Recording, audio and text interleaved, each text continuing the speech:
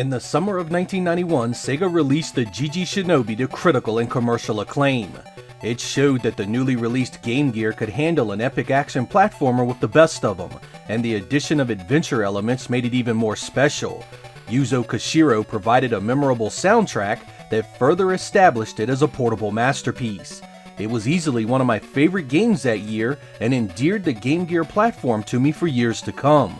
Not happy to just sit on that kind of success without doing more with it, Sega was back the following year with the GG Shinobi 2, or Shinobi 2 The Silent Fury in the West. Once again, Neo City is under assault from a new organization trying to upend society. Joe Musashi steps into the role as righteous defender, investigating various locations to find the 5 stolen elemental crystals. It once again gives you control over different ninja with different abilities. But could a sequel live up to one of the best portable games Sega ever released? Or would it just fall by the wayside, a disappointment lost in a sea of Me Too software unworthy of your time? In this episode, we are going to take a look at the GG Shinobi 2 and see just how good it really was.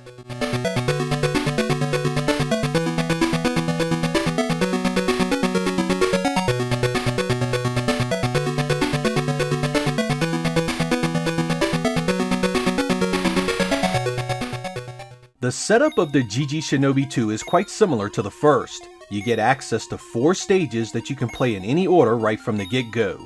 Here you'll do battle in a castle, a city building, a canyon, and a factory. Contained within each stage are 3 main objectives. First and most obvious, find the boss, defeat it, and unlock a new ninja for you to use. Each stage has a different colored ninja, and each one has his own special attacks, abilities, and magic. Also within each stage is a hidden crystal that must be found. These are typically out of the way and tucked into a corner that requires you to use your ninja powers to uncover. The third and final thing you can find is a permanent life power-up that extends your vitality bar by 2. While this is completely optional, it makes later battles much easier thanks to being able to take way more damage. Each of these 4 stages can be played as many times as you want, so you can explore them thoroughly in order to unlock everything. Once defeated, you then unlock Stage 5, the enemy base. Here you will face traps and trickery on a much more aggressive level. You will need to know your ninja skills intimately in order to survive and have a shot at the final boss. Like the first game, you start out with the Red Ninja, the famed Joe Musashi himself. He attacks with his sword and has magic that will teleport you to different areas of the stage so you can quickly exit if desired. From there you get the Blue Ninja, who can swing on his chain weapon and uses whirlwind magic to access parts of the stage that are out of the way. There's the Yellow Ninja that attacks with a massive shuriken that acts like a boomerang. He can also walk on water and has lightning magic that allows you to take additional damage. The Pink Ninja has bombs, can walk on ceilings, and lights up dark rooms. And finally the Green Ninja, who shoots stars, can double jump, and his magic is a powerful earthquake that can destroy weakened walls.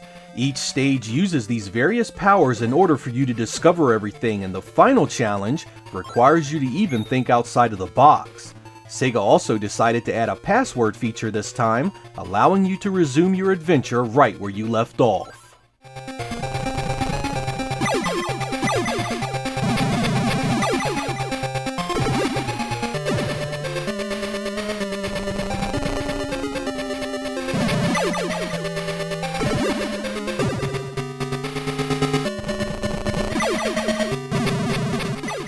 The GG Shinobi 2 is very similar to the first when it comes to visuals. The sprite work looks lifted directly from the first game, and while the stage design itself is different, it still looks similar in many ways. Sega chose to release this on the same 2 megabit cart size as the first, so it's no wonder it remains so close. That's okay though, because the first was a great looking game, so it isn't like it's a bad thing. I would say for an 8-bit title it looks good, but hell, it looks good no matter what you compare it to. Each ninja has their own attack and magic animations, each stage is distinct from one another and typically has multiple environments to explore. The boss battles are typically huge, and finally, you just gotta love all that color in an 8-bit title. There's even a couple of really nice scrolling effects here and there. I mean, what you got here was not too far off from many 16-bit games at the time, a testament not just to the design of the hardware, but also just how incredible it was to see this on a portable screen back then. It was impressive no matter how you looked at it.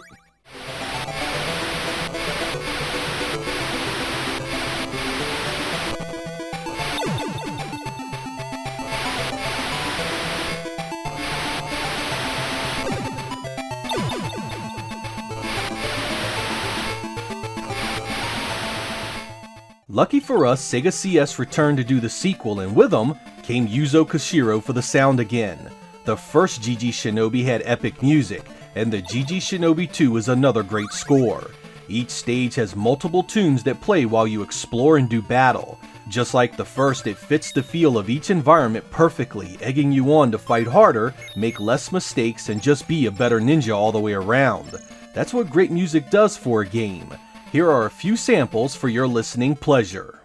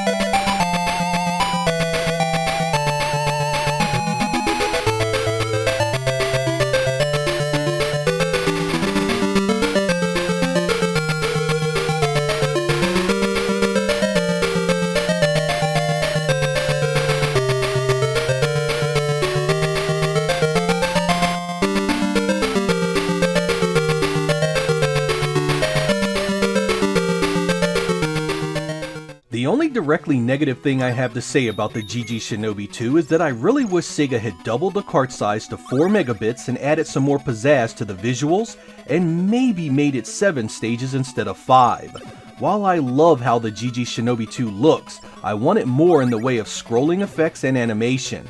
Nothing here looks bad, mind you, but when you see stuff like the canyon stage, you just want more of it.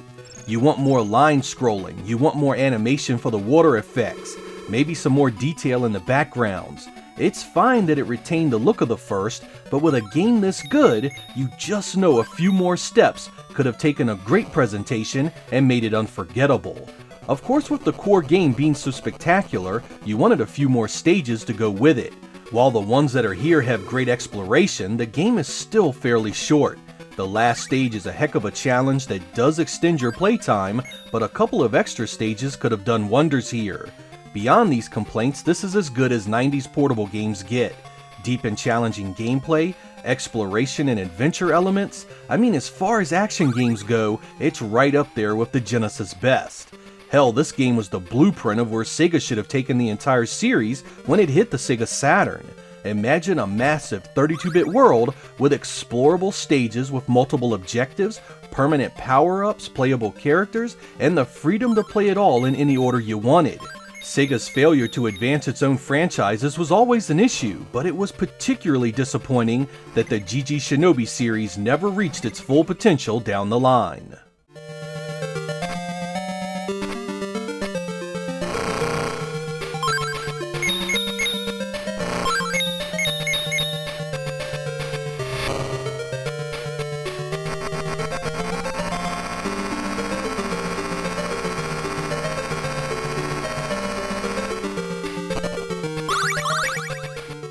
If you have never had the pleasure of playing these games, man, have you missed some classics.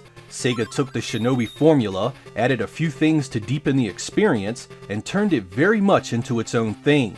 This was not a copy of the games that were released on the Genesis, and that made them even more special. They freed up the more restrictive arcade style and gave you all new reasons to play it. It was the perfect way for the series to grow and evolve, changing and adding just enough to take an already excellent franchise and making it new again. While I lament the fact that Sega failed to understand what it had here and how it could take the series in an entirely new direction on more powerful hardware, I'm still glad the old Game Gear got them when it did. Many a night I spent in bed, blanket over my head, AC adapter plugged in, killing bad guys and exploring stages in these two games. I easily played them just as much as I had their 16-bit brethren, which is really saying something if you know how much I love the Shinobi franchise. Should Sega ever get serious about a functional Game Gear Mini, it's games like these that are gonna sell it. In fact, it's games like these why Sega had the success it had back then in the first place. I'm Sega Lord X, thank you guys for watching, and I will catch you next time.